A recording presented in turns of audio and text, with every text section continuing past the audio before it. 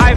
What's up, disciplined investor? We got Benzinga CEO Jason Raznick here with us. The man, the myth, the legend, Tom Nash. Peter Schiff on the Power Hour with us live today. Interesting, different, unique, innovative companies. Mia, you are live with us on the Power Hour. What's up? Thank you so much for inviting me on. Jessica Billingsley is the CEO of Akerna, the best trade idea resource out there.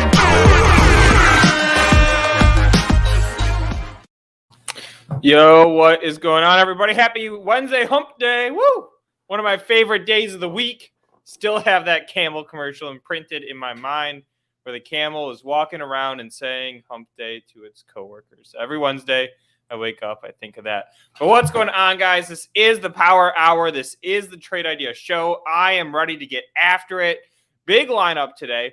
We're going to do a couple things today. So we're going to take 10 minutes, and I want to try to run through maybe 5 names, 5 stocks over the course of those 10 minutes. And I'm going to open it up with this global question too. And maybe I'm projecting, but I haven't been trading nearly as much over the past couple weeks as I typically do. I don't know if you've noticed that, AB, or if anybody out there has noticed that, but I'm usually pretty like you can put me in for laying down a few swing trades a week. And I'm at close to 0 over the past couple of weeks. I'm still on top of everything. I still know what my positions are doing. I'm closing things out. But I'm curious if other people go through that too. Like, do you hit periods where you're hyper trading, you're trading your normal level, and then you're not trading at all? I'm curious if anybody else has thoughts there, because that's where I've been. But today's the day, AB. Today's the day to hit some. Let's make some trades, Luke. Yeah, I'm ready to go. I need to put some things on. And you know part of the reason why? Why is that? What are we doing Saturday? Saturday, we will be in Orlando for the FinTwit conference. So if you're unfamiliar with FinTwit, essentially it's financial Twitter. A lot of people have made a name for themselves on so-called FinTwit over the past year and a half during COVID. And a lot of the big names in the FinTwit community will be there. This event was put on by Jonah Lupton, who he himself is pretty big on FinTwit, has about 500,000 followers. So I'm going to drop the link in the chat for the FinTwit conference. If you're in the area, make the trip up to Orlando, because Luke and I will be there. We'll be making some live trades in Orlando. Got to be crypto, because it'll be over the weekend. Yeah, but it's got to be crypto. The market's closed. Everyone on FinTwit's been talking about Shiba, of course, after CEI. Let's look at CEI today, Luke. Because CEI yesterday had a terrible day. Camber Energy. This has been one of the. You want to see? I got something for you. I might be putting on some crypto trades in Orlando live. We might have to do some streaming when we're up there. Let's do it. Yeah, we check this out, AB. Look what I just saw when I just logged into my Interactive Brokers. Finally, I've been waiting for this. Let me know when you can see my screen. Trade popular crypto. Trade Bitcoin, Ethereum, and more at Paxos through the IBKR platform. I wonder if they have Shiba Inu. All right, so I'll have to figure that one out. But all right, today we have, let's see. We have a little bit less than 10 minutes to smack some swing trades down. In the chat, I'm like back. I'm back. I'm feeling myself. I'm ready to get after it again. I'm ready to take on the stress and start laying some trades down. So if anybody has setups, you have swings, drop them in the chat. We're gonna look at them now and put some positions on. I already have one queued up that I want to hit, producer AB. Do you know which one that is? I'm gonna go ahead and guess Palantir, ticker PLTR. This is one that we've hit a few different live trades on. Palantir is up about 2.5% today. I've been watching it. It looks strong from a technical standpoint, Luke. I mean, we've had some different periods of consolidation, hanging out around this range that it's been trading in for the past 6 months or so. Ever since February, of course, back February, the stock ran all the way up to $38, nearly $40. And since then, it's been kind of trading in that, $20 to $25 range. So the stock's at $23.64 right now. Yeah, and so here's the chart on Palantir, guys. We got a huge pop after hours, somewhere in the neighborhood of 10% after hours yesterday. That was on the heels of the company announcing a big U.S. military contract. We are since coming down again. This is a 2-day chart, 5-minute candles we're looking at. Let me zoom us out. Now here is our 1-year chart. And you know, we haven't traded this stock in quite a while. And again, guys, if you have swing trades, drop them in the background or drop them in the chat, and we're going to check them out over the next few minutes. Palantir, great stock to sell puts against. I would say one of my favorites. Yeah, and the stock was performing well off some news earlier in the week that it signed a new government contract. Of course, the government contracts are a huge source of revenue for Palantir. So I think when both things align, Luke, some strong looking technicals as well as some good news, I love it. I love the trade. So I'm looking at this 23 level here. There's obviously some support there, but there's not a long history on it. And there's not a ton of juice in these puts. Yeah, I think last for 23 you get 60 cents. So that means your break even on the trade is 22.40, and you have 9 days on that. Thoughts on that one, AB? It's okay, great. So Shelly just said someone on pre-market prep said the contract was old news and they just rehashed it. I trust the guys on pre-market prep, but Luke, Money Mitch just came in and dropped us some news. Let's check out GM stock real quick, because Mitch says that GM says it will double annual revenue by 2030 to 280 billion in digital push, to be seen more like I've Tesla. got a great trade actually to put on in a second here, AB. Okay. But keep going. I just remembered one from this morning. I was just reading the news on GM. So it sounds like GM came out and said, had some positive news in regards to its revenue. I don't know how the stock is reacting. It looks like it's in the red. So I like this. This is news that the stock should be up on. It's a stock like GM, right? It's not a stock that moves, but it should still be up on this. I love trading news arbitrage. This is one of those ones. Let's see, is there any analyst ratings out on this yet? No. When is our earnings report? So if there's no analyst commentary that's out on this stock yet, it will come after claims like that. 10.5, yeah, we have nothing yet. This is one to try to hit a lick on with. Yeah, so I mean, I wouldn't be surprised if we see some analysts come in and upgrade off this news, and then of course, the stock might get a bounce off those analyst ratings. So if we front run the analysts, I like that. Mitch is saying he likes his pumpkin. This is my friend. I named him Tony. Not a real jack-o'-lantern, but I'm looking forward to getting some pumpkins and actually carving them this fall. I haven't done that the past few years, so this year I'm definitely going to try to make it a point to go out and get some real pumpkins and do some carving. All right, I'm hitting a GM trade, AB. So I'm going 54 calls, 54 strike calls, 9 days out, $1.15. I think that this is pretty easy money. We will get analyst commentary on this. When I'm buying it 50 cents above where the stock is at, we get a 2-3% move in this thing. We are golden. Love it. I mean, we don't need much. And again, my bet that I'm making is that we're going to get analyst commentary out about this one after the close today or before the open tomorrow. That's going to give us enough of a lift for that 2-3%, and that makes this a good trade. 2-3% on the stock. I love it. I think that pushes the stock up to 54.50, 55. We're already in the money. We still have over a week. I'm hitting it. Give me opinions. You guys like that GM trade? I told you I'm putting some trades down today. All right, we have time for one more, AB? Yep, we do. We got another hot one. I'm going big on this one. Voyager. All right, Voyager Digital. Stock is down today. Stock is down over the past several days. Check it out. This is the 1-year chart, right? We're looking from April highs down to now. The stock is a third of what it was. Why is the stock down today? Check it out. They gave us preliminary revenue for Q3 September. So let's look at the headline number, and then I'm going to tell you why I actually like this name off of the news that we got. So headline number for Q3, $63 to $67 million of revenue is what the company came out and said that they're going to do. Okay, compare that to the last quarter, they did $109 million. That's a haircut. That's like what, 45% haircut, something along those lines. Bad. Year over year basis, I mean, the previous year is almost non-comp because the company has been growing so quickly. But again, stock is reacting to this. Okay. But here's the sentence that I'm pulling out of the commentary that I think makes this company really interesting. As we continue to develop staking capabilities, we expect that reward and yield revenue will generate a minimum of $40 to $50 million of rewards for the December quarter.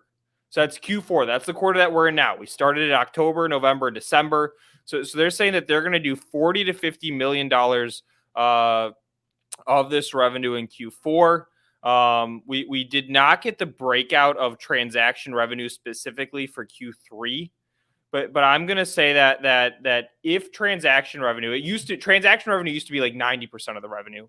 Let's say now it's down to half of the revenue. Okay, so if they're doing 30 million a quarter in transaction revenue, CEO is coming out and saying they're going to do 40 to 50 million in staking revenue. He wouldn't make that claim if he didn't feel good about it, right? He came out, said it in a public forum, said it in a press release, and now you have to actually deliver on it. There's at least 70 million of revenue right there. Plus, we're getting a nice crypto bull run today. Stock is down. Bitcoin is way up today. Let's go and pull up our heat map for a second. Benzinga.com/crypto. All right, so here's our heat map. For that reason, 10% on Bitcoin. Stock is down. Plus, we got that news out about the December revenue, right? The guidance takes a second to set in sometimes, but it always matters more. For that reason, I like the Voyager Digital Trade AB. Yes, no, maybe so. Sorry, I was on mute. I think we've seen some of the different mining stocks and crypto specific stocks kind of lag behind Bitcoin recently. So I think if we see Bitcoin break above this, $52,000 level, I think this is which we have in the past 2 days. So right now Bitcoin's at 54,000. If we see it, get back up to those previous highs of 60,000 around there, all these stocks, in my opinion, should get back to their all-time highs. Yeah, and let's talk about the valuation. Shoot, we gotta go. We're behind schedule already. All right, One more minute. One more minute. Peter on from PyroGenesis. Yep. All right, so if we talk about the valuation for a second, let's just go look at the market cap. So market cap 1.4 billion yesterday. Today, let's call it 1.2 billion on a 10% decline. You have a stock that's doing, we're saying, quick and back of the napkin math. We can model it all out, but back of the napkin, we're saying that it's doing 70 million a quarter. Oops. 70 million a quarter, 4 quarters, a $300 million run rate. That's a 4 times price to sales. And we're talking about a company that did what, 30 million in all of 2020. It's cheap to me, baby. I'm going.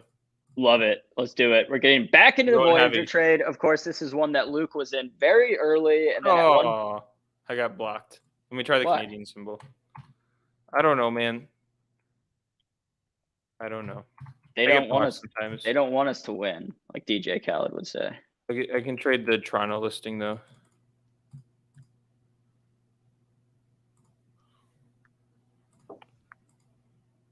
Cheezo, pizzo. All right, there we go. All right, I've rambled on long enough. Those are the trades that I'm hitting. There's 2 on for you. More to come later this week. I'm back. Love it. Yeah, I mean, and Luke, back to your point earlier, I do go through those phases too, where I'm kind of hyper trading, making trades every day. And then I'll go a couple of weeks where I don't really do much. And I think it's okay. I think if, you're not trading full time, that it's okay to kind of like go through ebbs and flows of trading a lot versus not trading. All right, Luke, without further ado, I want to welcome back on the Power Hour, recurring guest, Peter Pascali, CEO of PyroGenesis, ticker PYR.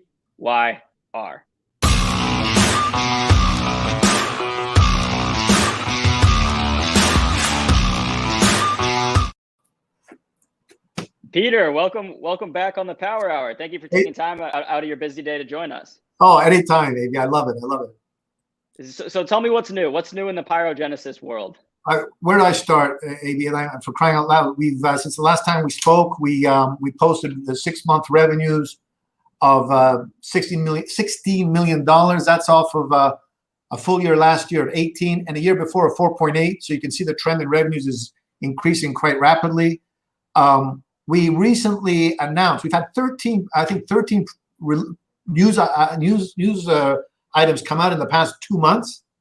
All of them are huge news items. We added $20 million since June 30th. Over $20 million of contracts we've announced. Contracts that have been added to our backlog, which is already, I think, when we announced our backlog at the end of August, would be about 32 million. I think that was the last time we published it. So everything's going gangbusters. No debt to speak of on our balance sheet. We're sitting on $18 million. We just made an acquisition, AB, a small acquisition, $4.4 million in the renewable natural gas arena, which is really hot market right now. And within a few weeks after signing that contract, we landed a $5 million deal in that space. So very exciting. We're doing multiple deals with multi-billion-dollar companies, and we're still not followed by an analyst. So you can imagine once people start recognizing us and following us for real, the excitement will even quadruple. But we are, in the past few months, actually, we were put on the Russell, the 2 small Russell indexes. I think it's a small cap and total cap. And that's on top of being in Kathy Wood's ARC 3D printing fund ETF. So that we were put on earlier this year. So very exciting time right now for us. Yeah, Peter. Let's go back to that acquisition real quick. You mentioned. So what's the idea there? Is that just because you want to get into that field, or what do you hope to? What does Pyrogenesis gain from acquiring that company? So it's a really sweet deal. I mean, they've got a technology which basically repurposes gases that come off of landfills into what's called a renewable natural gas. And that renewable natural gas is now being the regulators are now mandating that gas pipelines have a minimum amount of renewable natural gas. And we believe there's not enough of these producers in North America. So we see this tsunami of business coming towards us. It's a small company. The guys there were really tired. They're older. They wanted to pass it on to someone. They had a tough time during COVID. They did not have the engineering depth or the history of dealing with multi-billion-dollar companies. Like we have the U.S. Navy as our client. We have in every one of our business lines, we're dealing with multi-billion-dollar companies. So we have the expertise of dealing with multi-billion-dollar companies and their expectations. We have a significant amount of engineers on staff. They were not prepared for the tsunami of business that's coming down the pipe in North America. As I said, regulators are mandating that a minimum amount of gas in the pipelines come from a renewable source. And these guys are experts at converting landfill gas into renewable natural gas. Understood. So are there any other plans? I mean, I know you mentioned that there's no debt on the balance sheet, that you have some cash in there. Are there any active plans for that cash, that you're currently holding right now? Yeah, so we've publicly stated that we are looking at acquisitions. This was a small one. Maybe it was like $4.4 million. It came with $10 million of backlog. I think $10 or $15 million of pipeline. So it was a good acquisition. That's what we're looking for. Things that fit in our target market, which is basically reducing greenhouse gases. All of our offerings reduce greenhouse gases. I'm very conscious of how acquisitions tend to be dangerous. They sometimes the fit is not good, and it could be the ruin of a company. So my background's in mergers and acquisitions. I used to do that for the Fortune 1000 on Wall Street in the 1980s. So I'm very careful. We've looked at several different opportunities in the past. They have to be a real deal. So yes, that cash is on our balance sheet, and we will put it to good use over the next few months if we find the right acquisition. So with your background in mergers and acquisitions, when you're looking at a company to potentially acquire, what are you looking at besides, just the standard the financials and the balance sheet?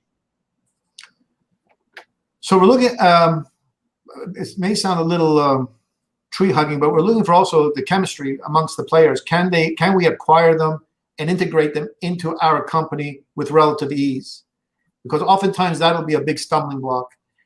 You want to make sure that you can step in and actually take it over should everybody leave the next day. So what I'm looking at is an easy acquisition in that sense.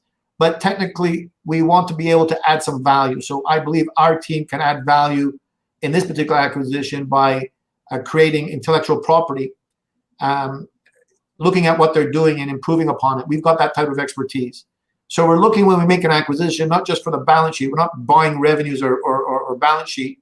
What we're actually buying is an opportunity to get into a marketplace in a very significant way, very quickly, and bringing in as I said, our engineering expertise and relationships.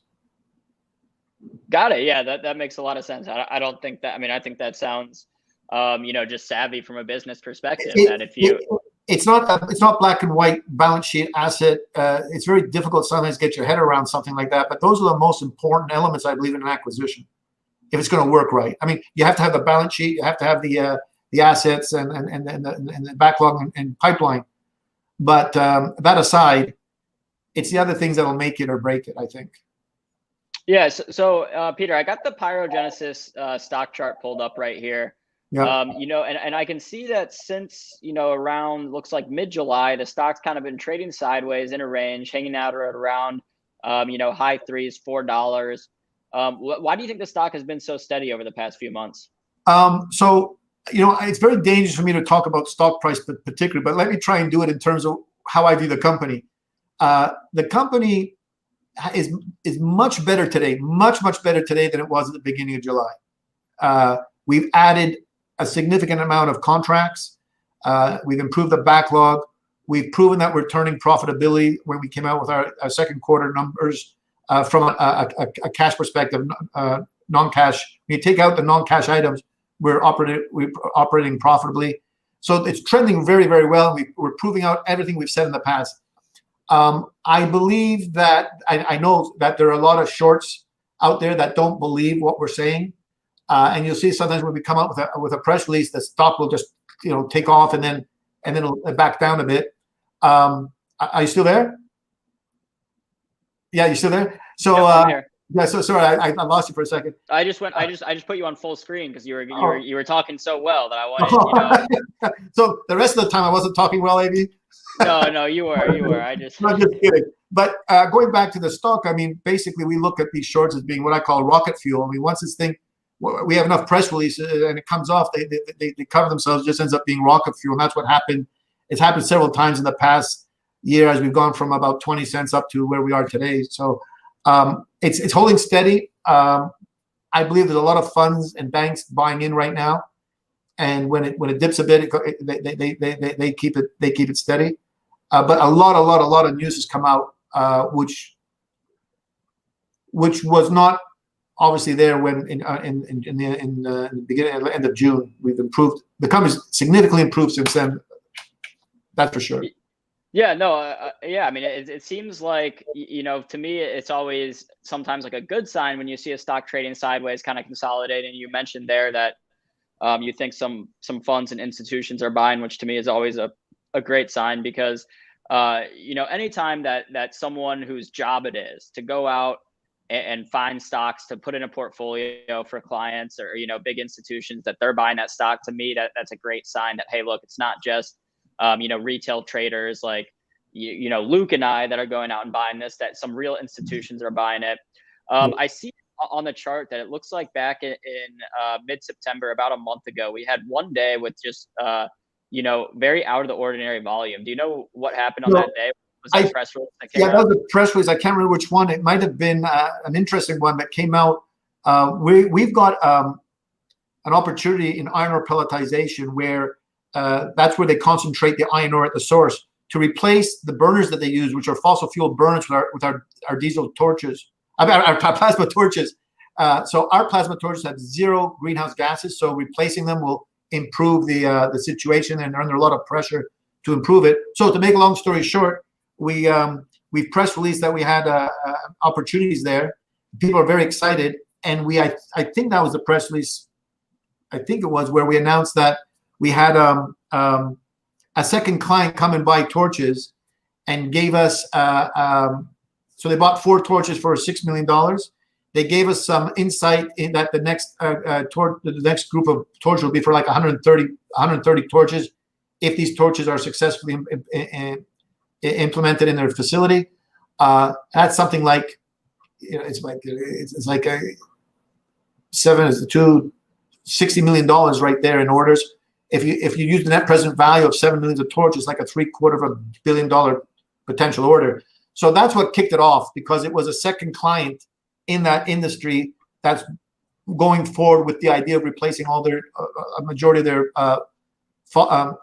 diesel burners with our plasma torches. So it's huge news. That's yeah. So I found the press release.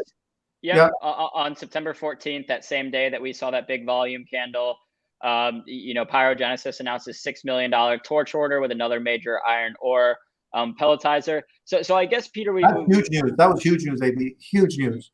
Yeah, and I guess we should have started with this, but since we've had you on the show before, so I was familiar. But for our audience's sake, can we just back up and give a brief overview of Pyrogenesis for maybe some new viewers today that weren't there for the first appearance? So we're a high-tech company. We use something called plasma, and plasma is a fourth state of matter. Solid. You heat it up, goes to a liquid. Heat it up, goes to a gas. We heat up a gas, it becomes plasma. And plasma is like the sun is a plasma ball. Lightning is a plasma. And what we do is we take gases and we heat them up, and in our torches, and out comes a hot plasma. It's like a high-tech hair dryer. You take a gas, you heat it up, it becomes a plasma. So you take these torches and you put them in different systems. And what we've done is we have a system on board the U.S. aircraft carrier, which destroys their garbage. We have 4 basic business lines. One's in 3D printing. We convert wires to powders for 3D printing. GE uses our legacy technology. So in each one of our business lines, we have about 4 major ones where we've teamed up with multi-billion-dollar companies. In this particular opportunity, it's one of the 4. And each one of our opportunities are independent of each other, AB. So we've diversified and de-risked the company. But in this one's very, very, very interesting, because what we found out is that you can replace the diesel burner at an iron ore pelletizer. And as I said, iron ore pelletizers concentrate the iron ore at the source before you transport it. And how they do it is they use furnaces that use diesel burners. So furnaces, each one of these furnaces can have up to 50 diesel burners, and each facility can have like a dozen of these furnaces. You're talking thousands and thousands of diesel burners. And what was publicized, because we had a project in Sweden that came out and publicized the fact that 3 things. When they took our plasma torch and replaced the diesel burner, it was a plug and play basically. So that's easy to install. 2, no lost revenues. These furnaces don't have to shut down. They don't have to shut down to replace our diesel burner, their diesel burners with our torches. And 3rd, when everything's said and done, it looks like it's economical to do. Well, guess what? These iron ore pelletizers are under a lot of pressure to reduce their greenhouse gases from environmentalists, from investors, from their board. But more importantly, we didn't realize from lending institutions. Lending institutions don't want to lend to these guys unless they meet their greenhouse gas emission requirements. So there was this huge need in the industry for a solution. And in fact, there's one iron ore pelletizer in South America that put together a $2 billion program to reduce their carbon footprint. And they funded it with $1.5 billion. They floated a $1.5 billion bond, I think it was last summer, about 15 months ago. And they're looking for solutions. And along comes Pyrogenesis, who they never knew of, who can actually address this solution economically. And I would suggest, AB, just on the side, this company that put together a $2 billion fund to reduce their greenhouse gases and their carbon footprint are looking at more expensive things to do. Because if they're doing something that, if something's cheaper, they should be doing it already. So along comes Pyro, which can address, we believe, we can address the majority of their issues economically by changing out these their diesel burns with our plasma torches. So it takes time. They're doing computer simulations. We passed. They're ordering torches, and I have to be careful. I have to stay within public information. But the trend in this industry in accepting our plasma torches is on the upswing. Everything we're doing, ticking the boxes. We got their attention. We're moving forward. This is huge news for Pyro right now. Yeah. So I mean, Peter, it sounds like there are some kind of different like facets of the company, different things the companies are doing. What's currently driving the most revenue right now? It depends. I think it's basically this. It's iron ore pelletization and dross right. They're the two low-hanging fruit where we can do it on the back of an envelope, and we're well positioned for it. We can pretty much address any order of size because we sub a lot of this out to supply to contractors. So it's the dross rate and the iron ore pelletizer that I mentioned are the two exciting ones right now. Yeah, I mean, this is exciting because most of the times we don't have you know public companies on that have a product as cool as a plasma torch. So to me, seeing this, being able to invest in something that will be able to make a a good environmental impact, help kind of alleviate greenhouse gases, and something just that's plain out cool like a plasma torch, to me that's that catches my eye as an investor. So what we say is that we make sustainability sustainable. And what we mean by that is we believe that if you really want to make things sustainable, you have to offer the client something cheaper than what he's doing. It's unreasonable, we believe, to ask companies to do something more expensive to meet their greenhouse gas or carbon footprint targets. I believe we should, as companies, provide something cheaper. That's what we do. We are typically cheaper than the legacy technology, and we reduce greenhouse gases. That's how we make sustainability sustainable, by making sure what we offer is better than what they've got, and it reduces greenhouse gases. If you can take away that cost hurdle, it's a slam dunk to get things sustainable. Yep. Yeah. I mean, I think that it's a very interesting opportunity right now with pyrogenesis. So again, for everyone out there, ticker is PYR. That is traded on the Nasdaq. Let me get the Benzinga Pro pulled back up on my screen. There we go. There's the chart, trading right now at around $4. Peter, anything else that you want to add, or anything that maybe investors will have to look forward to throughout the rest of this year, maybe into 2021? Well, we're very newsy right now. As I said, we had 13 press releases in the past 2 months. If you read them, it'll suggest what you can expect going forward. I can't promise anything, but it looks good. And by the way, Perfect. I like the trade I put down on GM earlier on. It was excellent. Yeah, I mean, hey, look, we like to, that's what we do here at Benzinga, is we break news and we bring news to investors quickly so that investors can trade off of that news. So when we see news like that with GM and we see the stock price not really reacting as we would expect it to, we like to trade off that news. So thank you again, Peter, for coming on the Power Hour again today. And anytime that Pyrogenesis has news, reach out to me, let me know, and we'd love to have you back on. Great being here. Look forward to talking to you soon. All the best. All right, enjoy the rest of your Wednesday. Bye-bye. All right, y'all. That was Peter Pascali, CEO of Pyrogenesis, ticker PYR. The company's doing some really cool things. Go check it out if you have not already. And yeah, with that, we do have Gareth Soloway from In the Money Stocks coming on any minute now. Just waiting for him to join in. But let's take a look at some other stocks that we've been talking about. So Affirm, Shelly has pointed out in the chat that Affirm is just absolutely ripping today, up more than 14% on the day. Of course, this stock, so the stock went public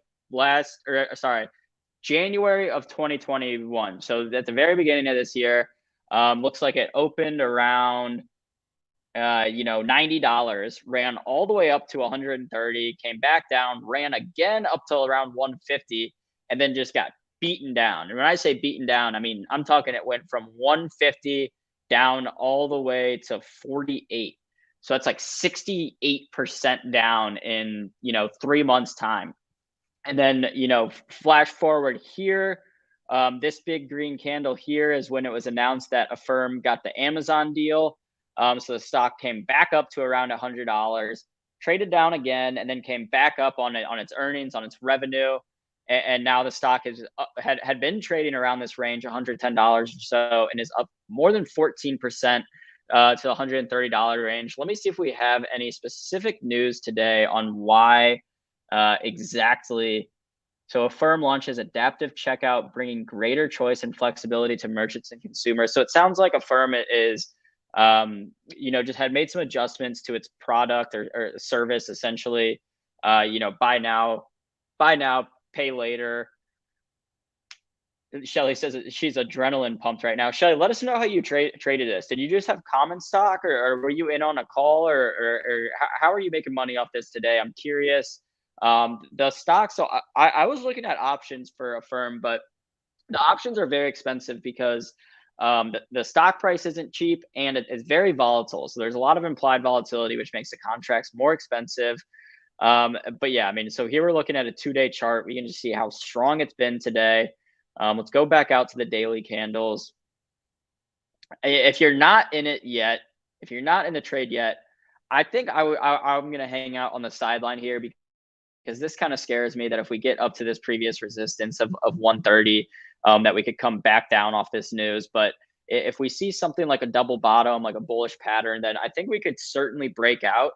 I think the big question, the big line in the sand with Affirm will be when and how will we cross this previous high of $148?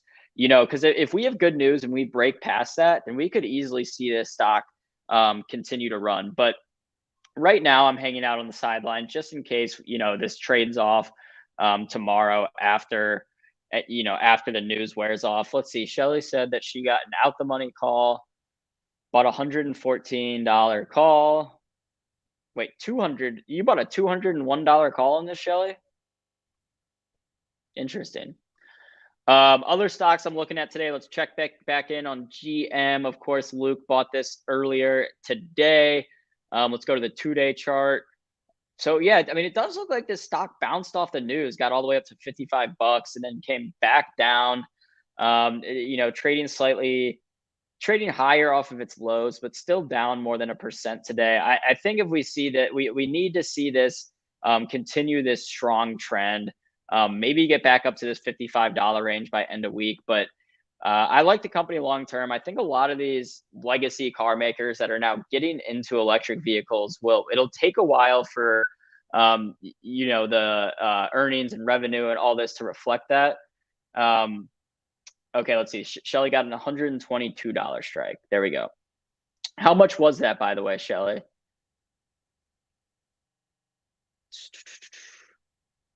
Sorry, I got to take a second to check in on Gareth, make sure that he's got the links and everything, because he should be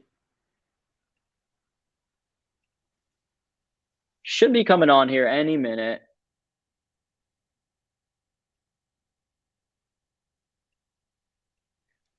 All right, well, let me know in the chat what you guys are trading at. Just drop some tickers in the chat, and we'll pull up the charts on Benzinga Pro while we're waiting from Gareth. Again, Gareth Soloway from In the Money Stocks should be joining us any minute. And yeah, let's see. Okay, I just got word. Gareth should be joining now, but before he comes on, I want to play a quick little promo we've got. If you guys don't have any Benzinga swag yet, I strongly recommend ordering some. You go to swag.benzinga.com. I'll drop that in the chat. But check out, we've just put this together and we've got a bunch of new gear on there. So go to the swag store, check it out. Let me know what you like. There are a few cool pieces on there. I know Shelly was talking about buying some gear. Shelly, let me know when you're ready. I'll send you a little coupon code. But yeah, check out this little promo and let me know what you guys think.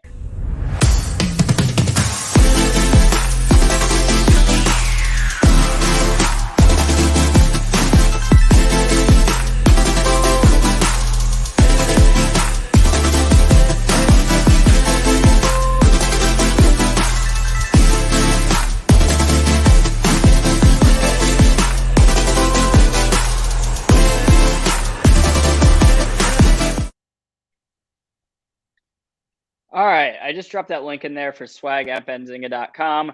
And without further ado, looks like we do have Gareth Soloway here from In the Money Stocks.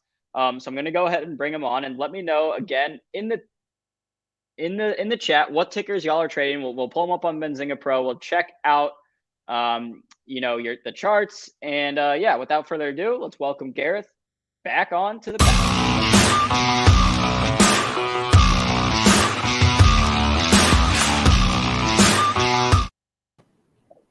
Gareth, how's it going? Welcome back to the Benzinga PowerHour. Hey, thanks for having me back. It's so great to be here. It's always great to have you. Yeah. So real quick before we get started, can you just tell our audience a little bit about In the Money Stocks? Sure. In the Money Stocks, we formed it in 2007, just before the financial collapse. That was really where we made our name, considering we positioned our members at that time on the right side of the market being short. And we've just been doing our thing for the last, now 14 years. And we're technical traders. We really just try to keep emotion out of it. We look at the charts, let the charts tell us whether to go long or short or sit on the sidelines. And that's really how it's come to be. So it's great to be here. And thanks for having me for sure.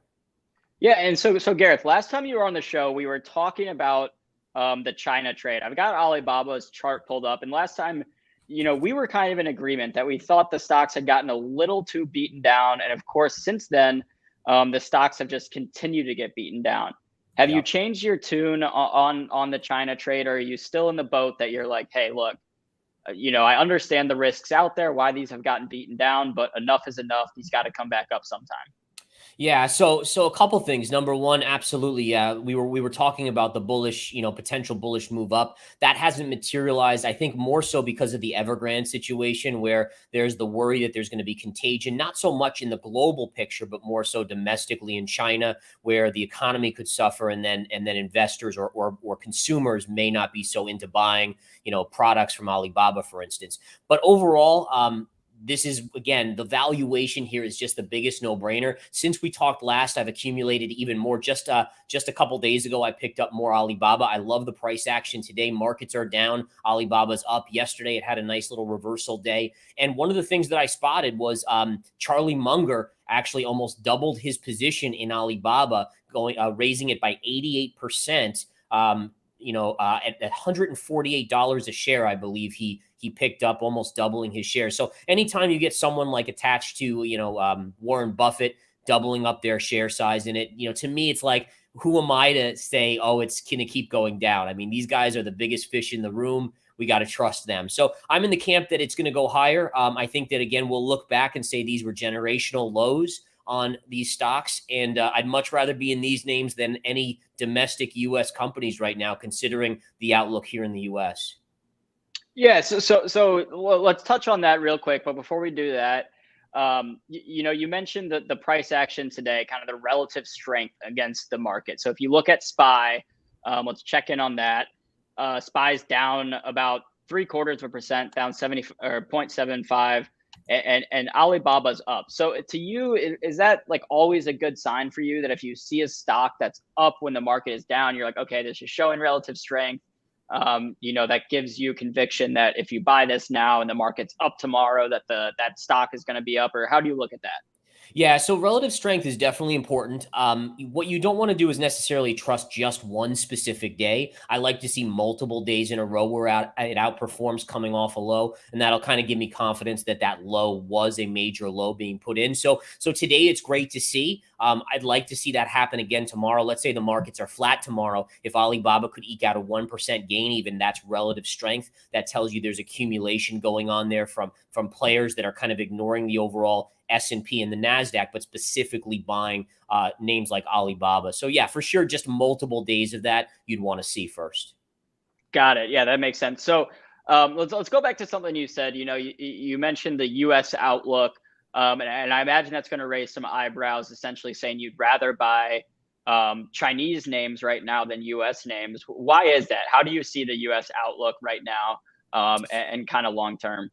Yeah, so I mean, the U.S. outlook to me, it's we had this major reopening, GDP growth 6-8%, but all of a sudden the forward projections for GDP are getting lowered to 1 to 2%, and now you're fighting the inflationary bug of 8%, 7%. Even the Federal Reserve said next year is likely going to be another 8% inflation, and that's just not a good combination. It means that input costs for companies are going to go up, and if people aren't getting better jobs, if we're not seeing that the economy is growing, the consumer's not going to have the same amount of money to buy those goods from those companies. And that ultimately will bring earnings growth down. So again, we've had such great moves in the stocks all the way to the recent all-time highs on the fact that the earnings growth was incredible because of the reopening trade. Now you're starting to see the reality of after the reopening trade, what it could look like. And again, we're already seeing corrections out there. I mean, Apple's down big. We've seen a lot of stocks come in.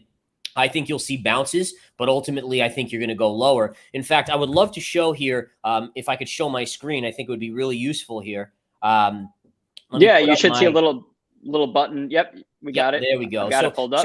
Check this chart out. So this is the Nasdaq 100 chart, and what's beautiful about this is that you were in this channel for the longest time, going really back to the lows in March 2020. And notice how every time we got to the high end of this trend line, and I can even zoom out further. I mean, look at how far this goes back. It's incredible, right? All the way back here and further. But notice how every time you got to those highs, you dumped out basically down to the low end of this channel. And that's exactly what we've done here. So you hit the high here, you've sold off.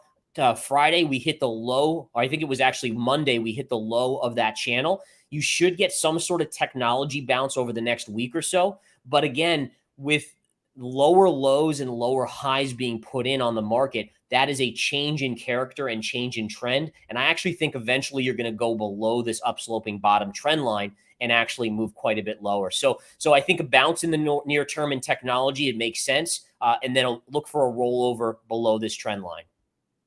Yeah, I mean, that's really interesting. I haven't seen that chart, and how well the QQQ is responding off those channel lines. So it seems like we're kind of at a line in the sand here where are we going to bounce off that lower trend line? Or if we drop lower, then we can expect it to go lower. So I have SPY pulled up right here.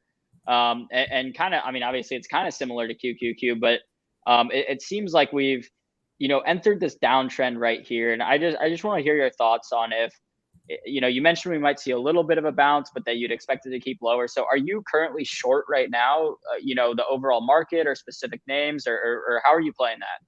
Yeah, so just flipping up my spiders chart here, what you can see here, and this is like the game changer for me, and this is something I've been watching for a long time. If you look at the market, basically going back to the March lows, right? You were just making these higher highs and higher lows. I mean, it really wasn't a lower high made until you put in this high and sold off. And then if you look at this low, lower low, right? And that was the first time that happened since March of 2020, where a dip actually went below the previous low pivot in the market.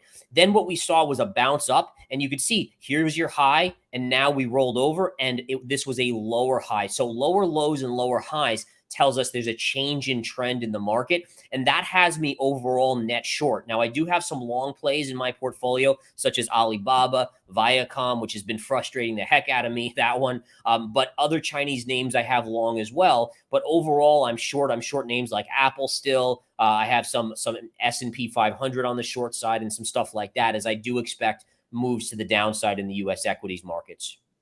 And when you're doing that, like, having, S&P short, is that just like hedging your long positions, or have you sold any of your long positions? How do you play that?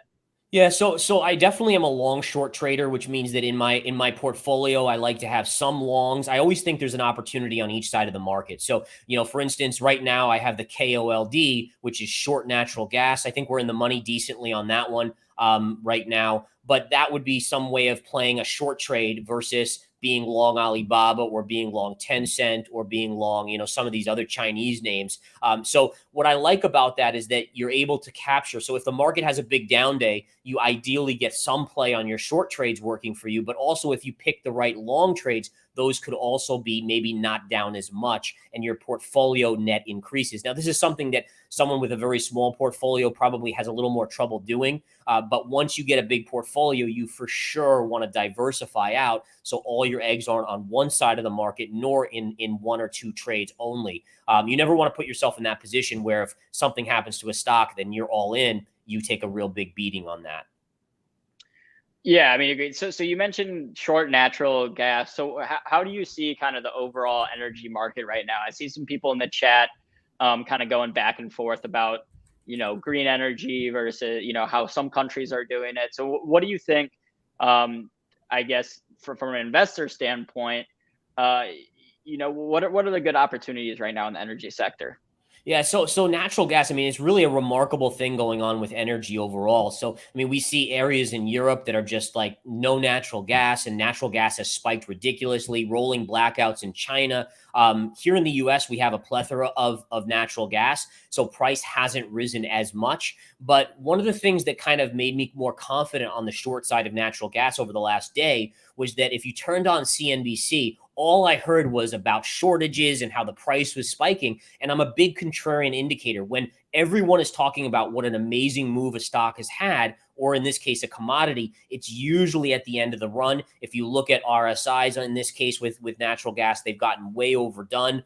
So things like that really put me on the short side of that natural gas trade. And so far, it's been working out beautifully. I think our average price is $6.25 on KOLD. It's at $6.98 right now. I still think we got another 50, 75 cents in it at least over the next day or so as that comes in. And again, I'm a trader that likes extremes, right? I view the market and stocks as pendulums. And so you have a stock that swings too far one way and it gets overbought, and it has to swing back the other way, and then it'll be oversold. And my goal is to kind of short it when it's overbought and then stay on the sidelines and buy it when it's oversold, and just kind of playing that interim level. I never try to say, well, this stock is going to go to $1 million.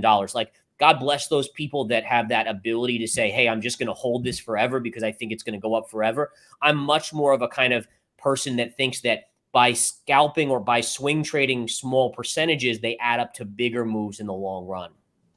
Yeah, no, I've got this KOLD chart pulled up, and what I find really interesting about this is as we've seen this, get beaten down, I guess, while natural gas prices were rising, we can see on the bottom here where I have my volume bars, a lot of volume has come in as we got down to this, $6 range or so. And then today we've seen that kind of breakout move up around 19%. So that's a very strong trade there. But how about more long term? Do you have like long positions in any clean energy companies? Or are you more like what you're saying? You think there will just be kind of outflows and inflows from different energy sectors? Yeah, I do think that the long term, I mean, if you're viewing for 5 or 10 years or 20 years out, alt energy is definitely where you want to be. Try to find names like QS, I think we talked about before, which is a potential, new type of battery for electric cars, technology. Those would be the ones that you would put a little bit of money on because they're really high risk. Like if it doesn't work out, it's probably a company that goes to zero. But if it does work out, and that's, that company could be the next kind of Tesla type move. So I think that's important. But for me, yeah, I mean, as an investor, my longer term positions, honestly, are like, I have a little in crypto right now because I think crypto still is going to come down even after the big move here. And then I have some gold, and those are kind of my insurance policies where if I wake up one morning to the dollar having collapsed, which at some point, unfortunately, I think will happen, those will be my insurance for making sure that my net worth doesn't suffer too much. But overall, I'm a much shorter term trader. I usually hold stocks for days, if not weeks, maybe a couple months. That's kind of my general outlook. So with alt energy long term, heck yes. If you have that ability to just sit with it and ride the waves, they'll definitely have their big down moves, but they'll also probably net go up longer term. Yeah, I mean, I agree 100%. I actually have some QS in a long portfolio that, just like you said, a couple $100, bought some shares, and if it works out, then I'll make a lot of money off it. If it doesn't, then it's not a big deal because it's not that big of a position in my portfolio, but I like the long-term potential. Nice. So I see some people in the chat, asking about your crypto thoughts. You mentioned it there that you think some crypto still might go down even after this big move. So you think more in the short term that Bitcoin and the big cryptos could come further down, or how are you viewing that? Yeah, so looking at the Bitcoin chart, and let's pull this up here, is that basically what we have is a chart of Bitcoin that has had an amazing move over the last week. I mean, truly impressive move.